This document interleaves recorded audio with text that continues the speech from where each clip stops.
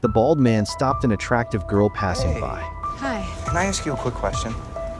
Sure. When did you become a traitor to your race? He insulted her black husband and even tried to touch her pregnant belly. Oh!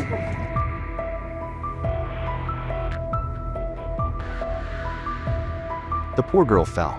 The thug even kicked her in the stomach, and then they drove off immediately in the car. The girl was rushed to the hospital. Her husband arrived, furious, asking who had done this to her. They had shaved heads. Tattoos. They know you. The police officer realized it might be connected to a case he had worked on a few days earlier. It was supposed to be a routine interrogation, but things escalated into a heated argument. Are you one of those affirmative action hires? Hey, you OJ. Hey, don't you f***ing move.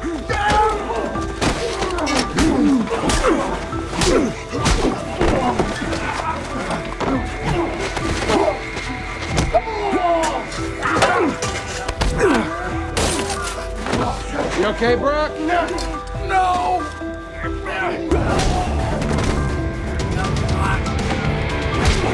The bald man had managed to escape in the chaos. The officer chased him down immediately.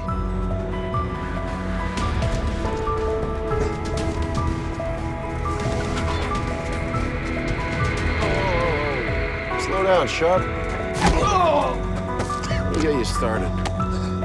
You were a driver. You did runs from Banshee.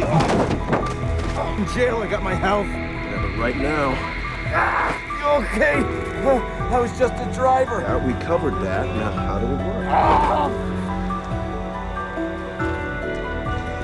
Hey, We're out. The police thought their force would make these thugs behave, but I'm scared. Sir, I need you to I'm take scared. It's gonna be okay. I'm gonna be here. sir.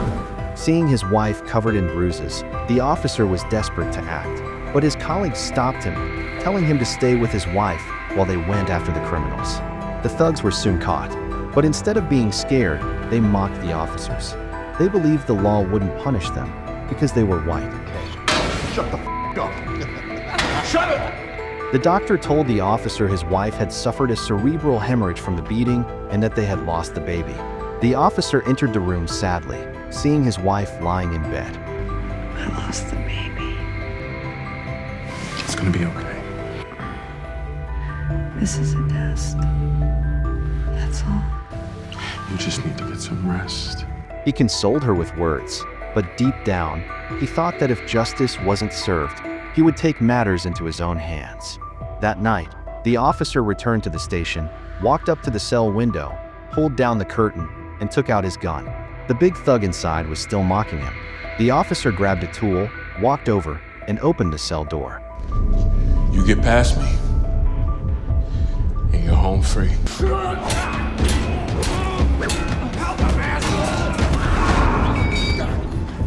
Take him out, Curtis! He's going down!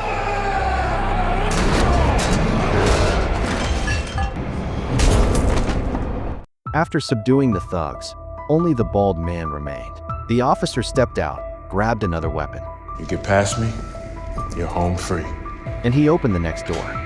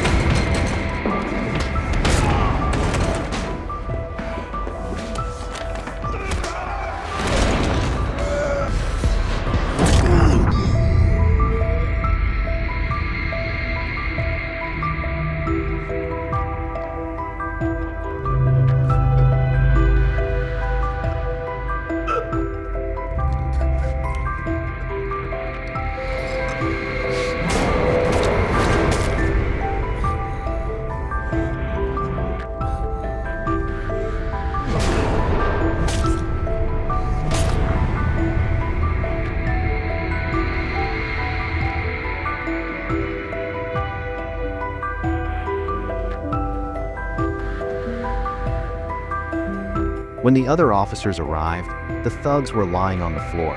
The officer was sitting there, expressionless. His colleague thought he was a fool. The thugs had wanted this to happen. You should let it go. At least, he could keep his job. I've been following his teachings for years. I've been turning the other cheek. And the thing about it is, if I could go back, I'd do the same thing to those pieces of shit again. I'd do the same thing, again and again, even though I know it's a sin. The Bible says, see that no one repays evil for evil. Sometimes repaying it is all you got. Without saying a word, his colleague left. The officer took off his badge and placed it on the table, accepting the consequences of what he had done. Without the protection of his badge, the officer and his wife went out to buy snacks one day. A van suddenly screeched to a halt in front of them. The door flew open and a thug pulled out a gun, firing a burst of bullets. They were both hit and collapsed in pain.